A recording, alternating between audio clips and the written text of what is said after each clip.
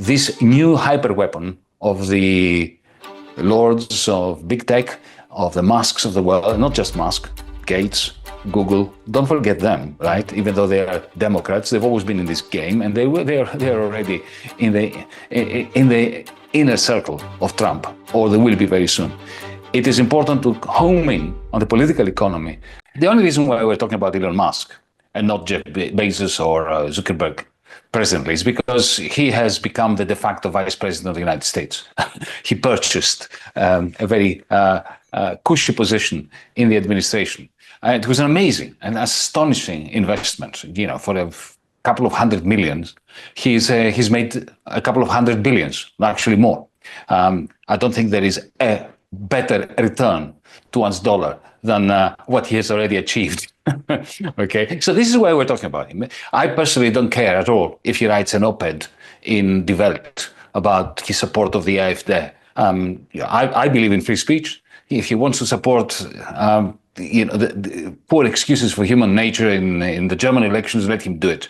I don't think this is what is worrying. It's not just him, of course. There is a gentleman that you all know, Peter Thiel, that he has also ingratiated himself. These people who have joined the Trump campaign relatively early on. Peter Thiel supplied the actual vice president, right? It was a former employee of Peter Thiel. All these things are perfectly legitimate reasons to feel sick in the stomach. You know, when you have men, the oligarchy of tremendous wealth with a very sordid history.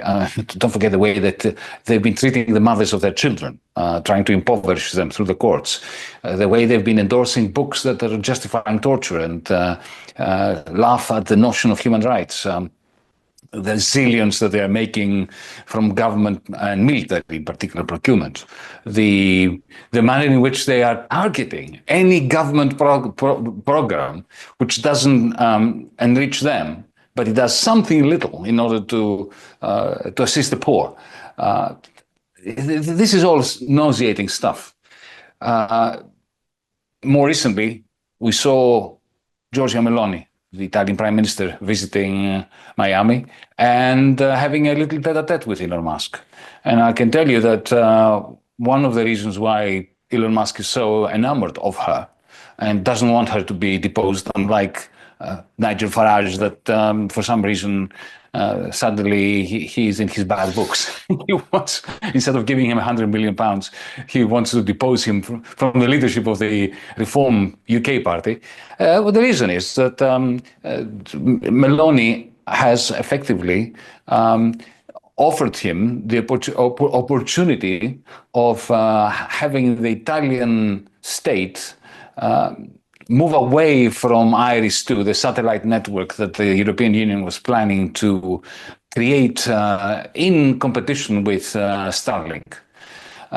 And that, you know, that is a reason to be extremely worried when you have such deals being concocted in Mar-a-Lago between the Italian neo-fascist prime minister and Elon Musk. I don't need to add any adjectives to him. But having said all that, and let me just add one more thing. He's not a free speech absolutist. He's an absolutist. He's a totalitarian. But I don't think he cares about free speech unless it is his own free speech. You know, he supposedly he's supporting Tommy Robinson's free speech, and the fact that Tommy Robinson is in prison for contempt of court, for actually lying about a Syrian refugee, in court and outside of court. But, you know, when Julian Assange was rotting in the Belmarsh high security prison, Elon Musk said not one word, because for him, a man who is convicted of nothing should rot in prison if he does against the interests of the CIA, of the NSA, of the Pentagon, and of Elon Musk. So give it a rest, Elon. You don't give a damn about freedom of speech and freedom of expression, especially for the free press. But the point of now I'm going to play, to some extent, devil's advocate in actually arguing that there isn't we need to ask ourselves what is really new about this, because many people are pretending that what is happening with Musk, with Thiel, and with the other members of the brotherhood of the oligarchy, that this is something really new. Well, is it? Is it really new? I mean, yes, but not for the reasons that most journalists of the liberal establishment press tell us. John D. Rockefeller, he headed a dynasty that makes Musk look an amateur. Henry Ford, he bought newspapers and canvassed and effectively forced municipalities to rip out tramways and to replace them with Ford automobiles and buses. Thomas Edison electrocuted famously an elephant at Coney Island just to demonstrate that Westinghouse's direct current electricity was dangerous, whereas alternating current was dangerous, whereas Edison's direct current wasn't. Big business has always enjoyed a revolving door kind of relationship with government. Remember that Bill Clinton appointed Rubin, the CEO of Goldman Sachs, to the Treasury as his Treasury finance minister, in order effectively to remove all and every shackle that was since the 1930s holding back Goldman Sachs from doing effectively committing the crimes that they committed immediately after the Clinton administration allowed them to do this. And then Obama brings the same person back in order to bail out the same banks after the 2008 collapse that these bankers had created. So we have to keep all this in mind. But here's how I'm going to complete this long thought. There is one thing which is new, and that is the new form of capital that these people actually possess. Cory knows that I call it cloud capital. It's not a produced means of production, it's a produced means of behavioral modification.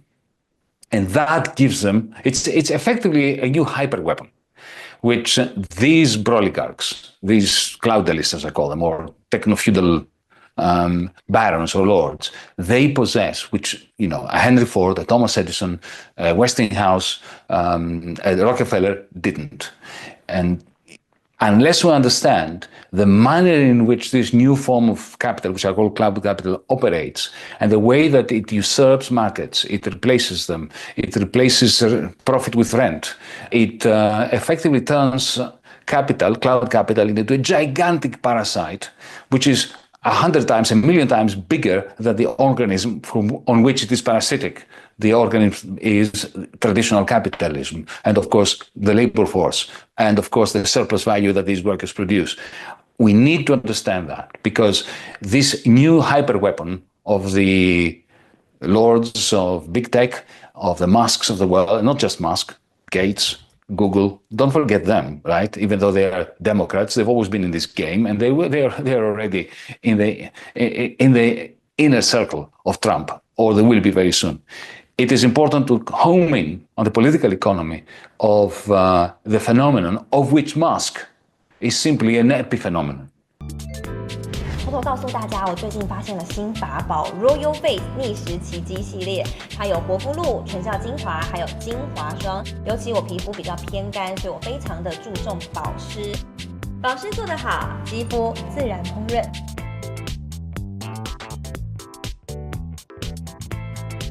提亮肤色更年轻，抚平皱纹超有感，而且气色变好。用心保养，每天都更美一点。